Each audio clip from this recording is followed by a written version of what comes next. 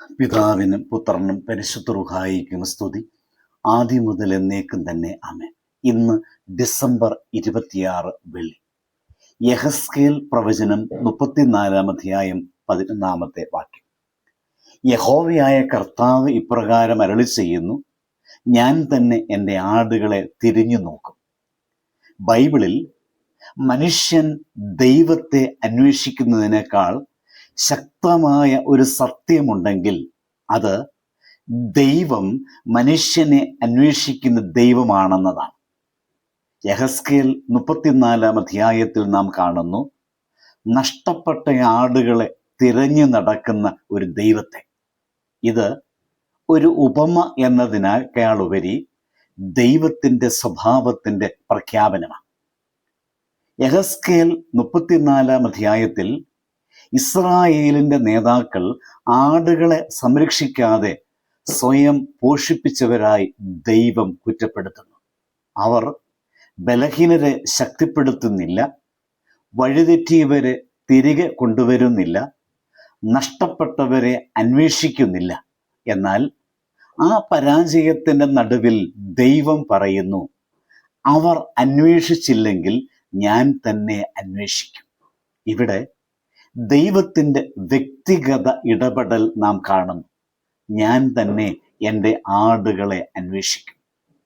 ഇവിടെ ശ്രദ്ധിക്കേണ്ടത്, ദൈവം പറയുന്നു, ഞാൻ മറ്റൊരാളെ അയക്കുമെന്നല്ല, മറ്റൊരു സംവിധാനം ഉണ്ടാക്കും എന്നല്ല, എന്നാൽ ഞാൻ തന്നെ അത് നിവർത്തിക്കും എന്ന. ഇത് കൃപയുടെ മഹത്വമാണ് കാണാൻ സാധിക്കുന്നത്. മനുഷ്യൻ പരാജയപ്പെട്ടിടത്ത് ദൈവം ഇറങ്ങി വരും. ഇതിൻ്റെ പൂർണ്ണത നാം കാണുന്നത് യേശുക്രിസ്തുവിലല്ലേ. നമ്മെ അന്വേഷിക്കുന്ന ദൈവത്തെ ചിത്രീകരിക്കുമ്പോൾ വചനം നമ്മെ ഓർമ്മിപ്പിക്കുന്നു, വഴിതെറ്റിയത് നാം ഓരോരുത്തരുമാണ്, നഷ്ടപ്പെട്ടത് നാം ഓരോരുത്തരുമാണ്. പക്ഷേ ദൈവം നമ്മെ അന്വേഷിക്കുന്നു. അതുകൊണ്ടാണ് യേശുക്രിസ്തു ലൂക്കോസിന്റെ സുവിശേഷം 19 അധ്യായത്തിന്റെ 10 വാക്യത്തിൽ പറയുന്നത്, മനുഷ്യപുത്രൻ നഷ്ടപ്പെട്ടവരെ അന്വേഷിച്ച് രക്ഷിപ്പാൻ വന്നിരിക്കുന്നു എന്ന്. ഇന്ന് നമ്മോടുള്ളതായ ചോദ്യം ഇതാണ്, നാം ആകുന്നതായ സഭയ്ക്കുള്ളിൽ തന്നെ വഴിതെറ്റിയവർ ഉണ്ടോ? ആരാധനയിൽ വരുമ്പോഴും ഹൃദയം തകർന്നവർ ഉണ്ടോ? വേദനയോടെ മൗനത്തിൽ കഴിയുന്നതായ ആടുകളുണ്ടോ? ദൈവം പറയുന്നു, ഞാൻ അവരെ അന്വേഷിക്കും. അതിന് നമുക്കൊരു ഉത്തരവാദിത്വമുണ്ട്. സഭയായ നമ്മെ, വിശ്വാസികളായ നമ്മെ ദൈവത്തിൻ്റെ കൈകളായി, കാലുകളായി ഉപയോഗിക്കുവാൻ ദൈവം ആഗ്രഹിക്കുന്നു. അപ്പോൾ ഈ ദൈവത്തോട് ചേർന്ന് പ്രവർത്തിക്കുവാനുള്ള ഉത്തരവാദിത്വം നാം ഏറ്റെടുക്കണം.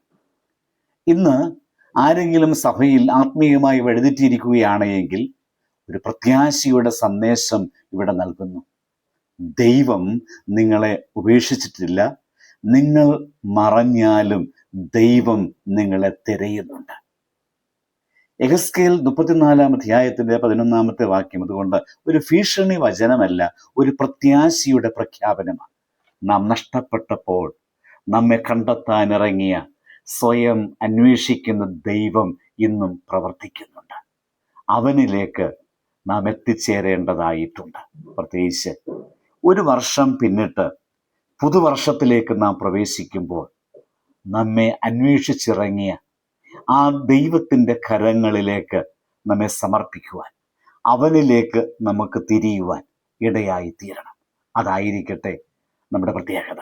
നമുക്ക് പ്രാർത്ഥിക്കാം. സ്വർഗീയ പിതാവേ, നഷ്ടപ്പെട്ടവരെ അന്വേഷിക്കുന്ന ദൈവമേ, ഞങ്ങൾ നിന്നെ സ്തുതിക്കുന്നു. വഴിതെറ്റിയ ഹൃദയങ്ങളെ അവിടുന്ന് കണ്ടെത്തണമേ. ആ ഹൃദയങ്ങളെ അന്വേഷിച്ച് നിന്നിലേക്ക് തിരിക്കുവാൻ അവിടുന്ന് ഒരുങ്ങണമേ. ഞങ്ങളെയും മറ്റുള്ളവരെ അന്വേഷിക്കുന്ന ഉപകരണങ്ങളാക്കി മാറ്റണമേ. ദൈവമേ, തിരുസന്നിധിയിൽ ഞങ്ങൾ സമർപ്പിക്കുന്ന പ്രാർത്ഥന അവിടുന്ന് കേട്ട ഉത്തരമരുളുമാറാകണമേ. ആമേൻ. ദൈവം അനുഗ്രഹിക്കട്ടെ.